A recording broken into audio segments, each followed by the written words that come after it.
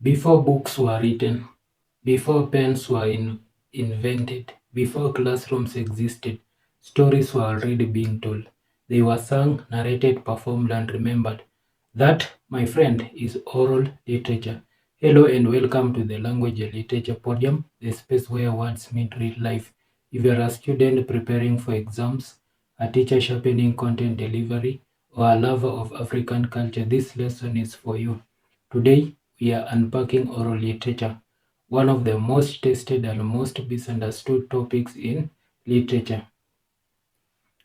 Oral literature refers to artistic works that are spoken, sung, or performed and passed from generation to generation by word of mouth rather than through written text.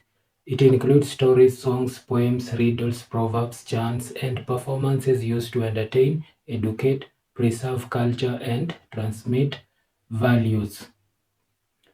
Oral literature is broadly classified into three major categories. 1. Oral narratives. 2. Short forms. 3.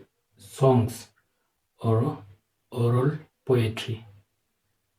Let's break them down one by one. First, oral narratives. These are lengthy stories told in prose form and often performed by a narrator. Subclassification of oral narratives. 1. We have myths explain the origin of life, death, natural phenomena, or gods. Legends based on historical figures or events. Folktales, fictional stories involving humans, animals, or supernatural beings. Trickster narratives, stories featuring clever characters like hare or tortoise. Fables, short narratives with moral lesson, often using animals. For example, the hare stories among many African communities. Secondly, short forms. These are brief, condensed forms of oral expression that carry deep meaning. Subclassification of short forms. 1. Proverbs, wise sayings expressing cultural values. Riddles, puzzles meant to test intelligence and entertain. Tongue twisters, used for speech, training, and fun. And then lastly, we have puns, play on words. Sayings and idioms, every expression rich in meaning.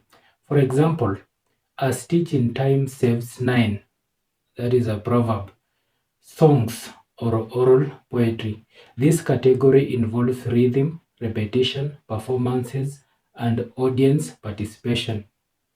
Let's look at the subclassification of songs or oral poetry.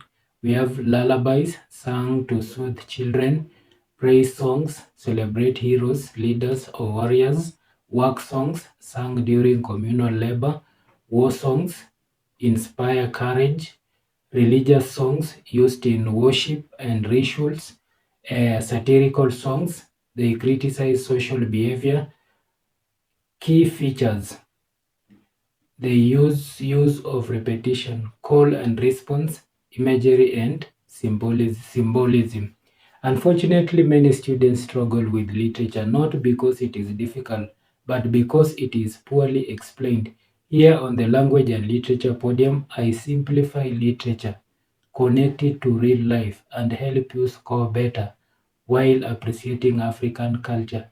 If you want clear KCSE focused explanations, exam-ready notes, engaging storytelling sessions, subscribe and like this video.